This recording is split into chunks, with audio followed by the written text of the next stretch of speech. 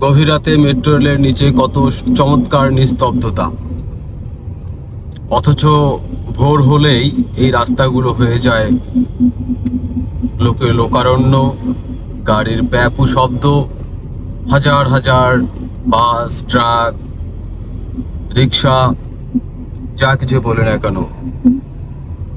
অথচ গভীর রাতে কতটা নিস্তব্ধ মেট্রো রেলের নিচের অংশ। আসলে সত্যি ঢাকা শহর যদি কেউ উপভোগ করতে চায়, ঢাকা শহরের নির্জনতা যদি কেউ উপভোগ করতে চায়, তাহলে অবশ্যই ঢাকা শহরে রাতের বেলা ঘুরতে হবে। তাহলে এরকম নিস্তব্ধতা পাওয়া যাবে।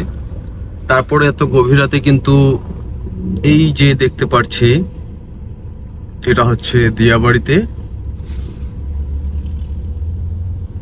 এখানে বেশ কিছু রেস্টুরেন্ট গভীর রাত অবধি খোলা রাখে তারা।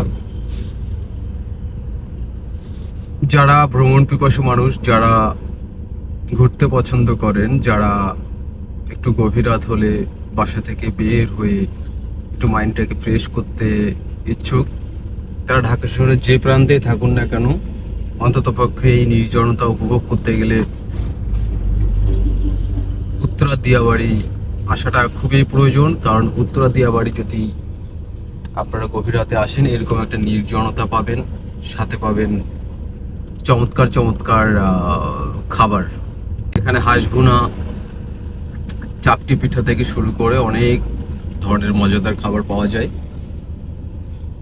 আমি ঠিক এখন যে জায়গাটায় আছি সেটা হচ্ছে মেট্রো রেলওয়ে উত্তরা উত্তর আর উত্তরা সেন্টার যে মেট্রো রেলওয়ে স্টেশন আছে ঠিক তার মাঝখানে।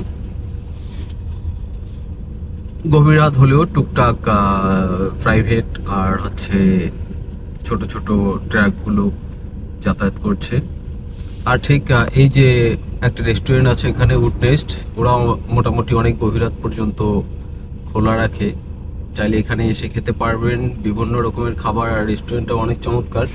এই যে রেস্টুরেন্টটা হচ্ছে একটু ভিতরে, আমি এখান থেকে দেখা যাচ্ছে না, তবে এই যে হচ্ছে দোকানগুলো দেখা যাচ্ছে, লাইটগুলো যে এখানে দেখা যাচ্ছে, এখানেই কিন্তু হচ্ছে অনেকগুলো রেস্টুরেন্ট আছে।